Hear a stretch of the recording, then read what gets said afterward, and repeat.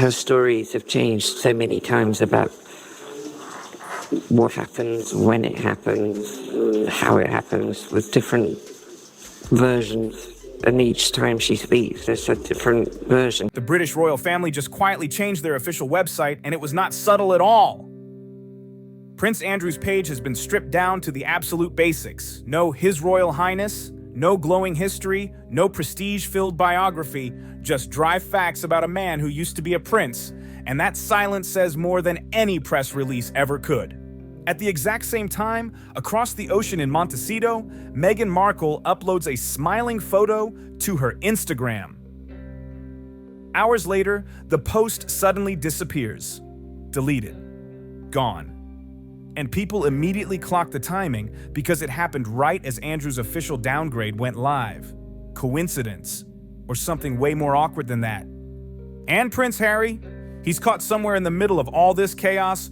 Andrew asked his taxpayer-funded police protection officer to investigate Virginia Giuffre and passed him her date of birth and also her social security number, which I am just, assuming he got from Jeffrey Epstein, but I don't know.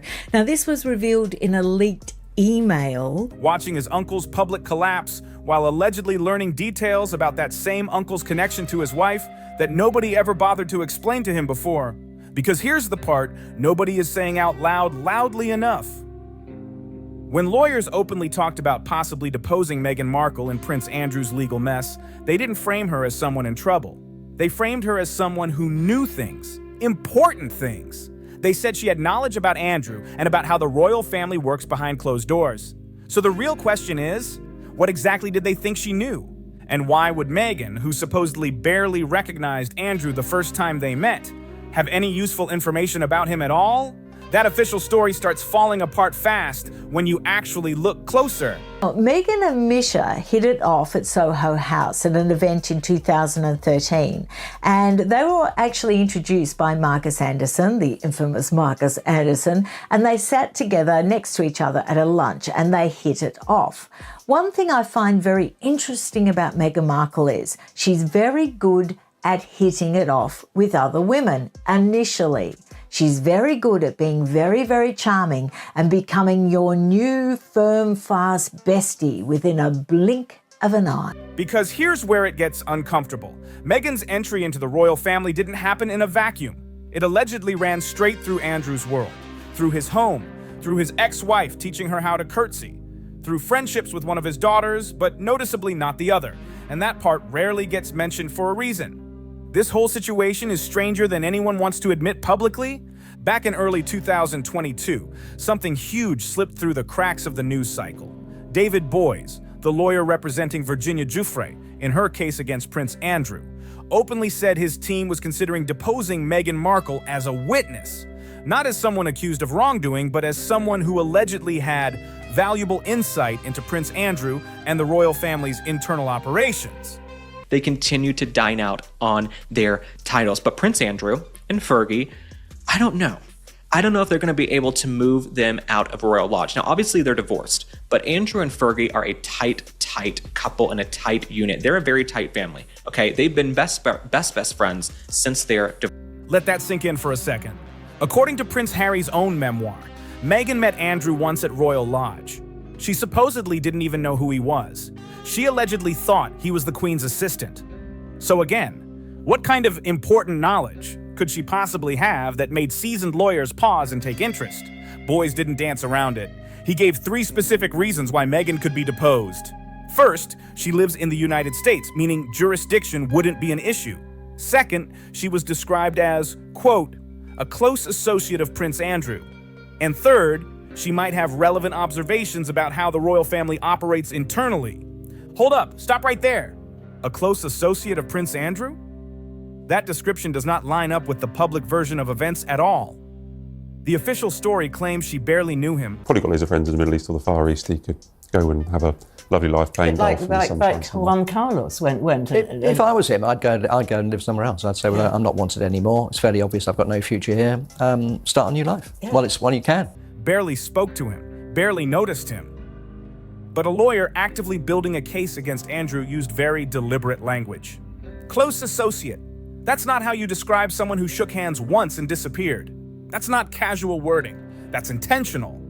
In the end, Prince Andrew settled the case, paid millions, and made the problem go away. Meghan was never actually deposed. But here's the part that still matters. The fact that legal professionals believe Meghan had knowledge worth chasing tells us something big. It points to connections, access, and overlap that no one seems comfortable breaking down publicly. And once you notice that, it becomes impossible to unsee it. Let's dive into Sarah Ferguson, because her part in Meghan's royal introduction is way stranger than anyone admits. According to Harry's memoir, when Meghan arrived at Royal Lodge to meet the Queen, Fergie was there giving her a last-minute crash course on how to curtsy. Lodge, which is where some other members of the family live, specifically Andrew and Fergie, and Eugenie and Beatrice would spend a lot of time there. And Eugenie and I had known each other before I had known Harry, so that was comfortable, and we were friends with them as a couple. Sarah Ferguson, Andrew's ex-wife, hasn't been an active royal for decades. She's been divorced from Andrew since 1996, yet she still lives at Royal Lodge. She's not officially a royal, doesn't perform royal duties, and doesn't represent the family publicly. So why was she the one teaching Meghan royal protocol? Why did this crucial lesson about how to greet the Queen fall to Andrew's ex-wife just moments before the meeting? The royal family has staff for this. They have protocol officers, ladies' maids, people who know exactly how things should be done.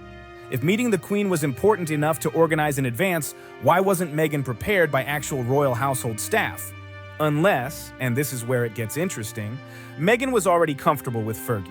Unless they had some kind of connection that made Fergie the natural choice for last-minute instruction. Royal commentators have noticed some curious parallels between Fergie and Meghan. Both were seen as outsiders when they married into the family. Both endured relentless media scrutiny and tabloid attacks. Both were accused of being too Hollywood, too attention-seeking, too American in attitude. But there's another layer. Is it stupidity? Is it complicity? Or is it just that she has so much on them that they have to play ball? It's fear. She's very, very manipulative. She's very good at playing people. So, for example, William is very against her. I mean, clearly Philip was very against her. But she works on people like Camilla. She works on people like Charles. Fergie spent years after her divorce making money through business ventures, paid appearances, and by leveraging her royal connection for commercial opportunities. Sound familiar? One royal watcher pointed out that Fergie essentially wrote the playbook for monetizing a royal-adjacent life after leaving the family. Meghan seems to have studied that playbook closely. Here's something people rarely mention. Prince Andrew has two daughters, Princess Beatrice and Princess Eugenie. Meghan became friends with Eugenie before meeting Harry, that's confirmed. But there's no real evidence of friendship with Beatrice. Why is that odd? Beatrice and Eugenie are sisters. They're close, they share social circles, they do things together. Normally, if you're friends with one, you'd naturally connect with the other. Yet Meghan's link appears to be exclusively with Eugenie. They're photographed together, Eugenie attends Meghan's events, but Beatrice is notably absent from Meghan's inner circle. Some observers suggest this is because Beatrice is closer to William and Kate, and that side of the family has had tensions with Harry and Meghan. Terms of the lease say that as long as Prince Andrew maintains the upkeep of the property and the repairs and the renovations, then he is within the terms of the lease, and therefore it is very difficult to remove him or for him to move. But that tension came later, after the wedding, after the exit, before all the drama. So why wasn't Meghan friendly with both sisters from the start? Here's an intriguing theory online. Eugenie has always been the more rebellious, social, and connected sister. She moves in fashion and celebrity circles, works in the art world, attends fashion weeks, and blends Hollywood with British high society in a way that Beatrice hasn't. It's a connection Meghan could tap into, giving her a bridge into that side of the royal world that few outsiders ever access. Beatrice, in contrast, has always been more traditional, more connected to the working royal side of things, and less drawn to celebrity social circles. She follows royal rules, keeps her distance from flashy scenes, and stays rooted in family expectations. If Meghan was networking strategically to access key royal connections, Eugenie would naturally be the target. I was beloved of the late Queen Elizabeth, the Queen Mum. Of course it was, but she had a very long history there from before her dowagership. You know, she was packed off there after living at Windsor. And after becoming Queen Consort, she became Dowager and was packed off to Royal Lodge, and she loved it there. It was wonderful. I've never liked the look of it, to be quite honest with you. Eugenie carried the royal name, the royal link, and also moved in exclusive spaces where an actress could realistically cross paths with her. One source put it bluntly, befriending Eugenie wasn't just about having a royal friend, it was about having a royal friend who could make introductions without those introductions seeming forced or staged. Now here's something people rarely connect. Back in 2002, Prince Andrew signed a 75-year lease on Royal Lodge. That's a lifetime-long deal, essentially guaranteeing the property for him and beyond. The timing is important. Around 2002, Andrew's most controversial associations and social activities were in full swing. Prince Andrew, that is a slap in the face. Prince Andrew, the imagine you're kicked out of your home and you think, listen, I'd rather be instead of... Before scandals hit the headlines. While he was still operating freely in elite circles, Royal Lodge became his personal domain, a space where he could host, entertain, and control every detail without royal oversight. It wasn't a working royal residence, it was his private playground. Fast forward to 2016, when Harry introduces Meghan to the Queen for the first time. Of all the possible locations, it happens at Royal Lodge, Andrew's private, controlled space. Some argue this was just convenient. After all, it's nearby and comfortable. But royal protocol isn't about convenience. Meeting the Queen for the first time, especially as a potential family member, is carefully orchestrated. Unless there was a reason Royal Lodge made sense beyond convenience, it stands out. One theory suggests the meeting created an official record of distance. Well, I think in Andrew's case, he's got to accept his current situation and realise that he has brought about this by his own sort of arrogance, as it were, and that his situation, he has to now rein everything in. But in terms of Harry and Meghan, you can see that clearly they weren't endearing themselves to the king, and so he's taken the call that... If anyone ever questioned whether Meghan knew Andrew before, there's now a documented first encounter where she famously didn't recognize him. It's the perfect cover for any prior connection. Harry notes in his memoir that Meghan didn't even know who Andrew was. Here's another angle most people ignore. After Andrew was stripped of his titles and left Royal Lodge in October 2025, speculation immediately began about where he would move. Early reports suggested Frogmore Cottage, the property that had once been Harry and Meghan's UK home before they relocated to California. Consider the symbolism. The disgraced uncle who lost everything, potentially moving into the former home of the nephew and wife who had already stepped back from royal life. The properties themselves start to feel like pieces of the story, linking their lives in unexpected ways. Ultimately, Andrew is reportedly moving to a private property in Sandringham, not Frogmore. But the fact that Frogmore was even considered highlights just how intertwined their homes, histories, and personal narratives have become. Even Frogmore Cottage carries its own layer of royal drama and history, connecting the family in ways that few people outside these inner circles fully appreciate. Decided with the crown, with the monarchy, that he is no longer going to use his title for fame, fortune, anything in between. So is Fergie, right? So is his wife, Sarah Ferguson, the Duchess of York. She's no longer going to use her title. In fact, we just found out before we sat down to tape that apparently on the royal website, they no longer say Duke of York, Duchess of York. Sarah Ferguson has changed her social media. So this is all developing. By the time we watch this, there might be a new development. Frogmore Cottage was a gift from the Queen to Harry and Meghan, extensively renovated with taxpayer money, and quickly became a source of controversy over spending. When they left for California, questions immediately arose about what would happen to the property. Now, years later, it's linked to Prince Andrew's housing situation. The two biggest recent royal scandals, Harry and Meghan's exit and Andrew's fall from grace, intersect through one property. When Andrew officially lost his titles in October 2025, the royal family website had to update his status. Observers noticed something curious in how it was handled. Andrew's page was stripped to the bare minimum. No detailed biography, no list of patronages or honors, no elaborate descriptions of his royal work. Just the basic facts: born, married, divorced, children. But eagle-eyed watchers also noticed subtle changes in how other family members' pages referenced him. Mentions of Prince Andrew were replaced with Duke of York, or simply Andrew. One notable change appeared in the extended family section, which outlines how relatives relate to one another. At the same time, Meghan and Harry's pages, mostly inactive since they stepped back from royal duties, received small adjustments. Nothing dramatic, just technical changes to how relationships were described. Why update their pages alongside Andrew's unless references needed adjusting? Connections had to be worded differently now that Andrew's status had changed. It's subtle and technical, but it suggests the official website acknowledges links between Andrew's story and Meghan and Harry's story that aren't openly discussed. Multiple sources have reported that Harry has been asking more questions about Meghan's past. Whatever the event was in a child's life, they will very likely continue the behavior that got them power, love, affection, significance into adulthood without even knowing it. What we're seeing here is coming into power by being offended and taking control by making it public and loud, and then making a video about it. Not accusing her of anything specific, but noticing inconsistencies that bother him. The Andrew situation reportedly comes up frequently, not because he suspects wrongdoing, but because the official story doesn't fully add up when examined closely. How did Meghan become friends with Eugenie but not Beatrice?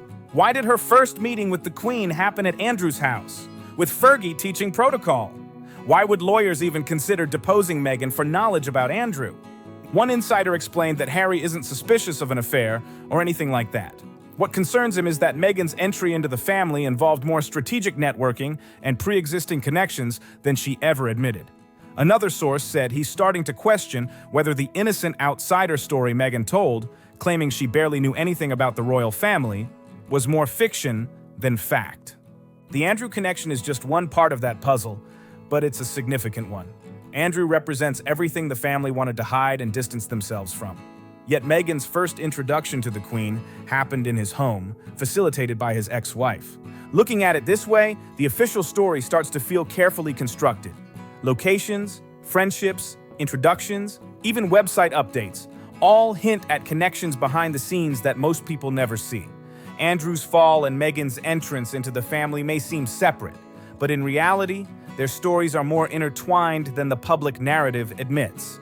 Connected through friendship with his daughter, the story of Meghan and Andrew raises more questions than answers. What really happened at that 2016 Royal Lodge meeting? Was Meghan genuinely surprised not to recognize Andrew, or was it performed?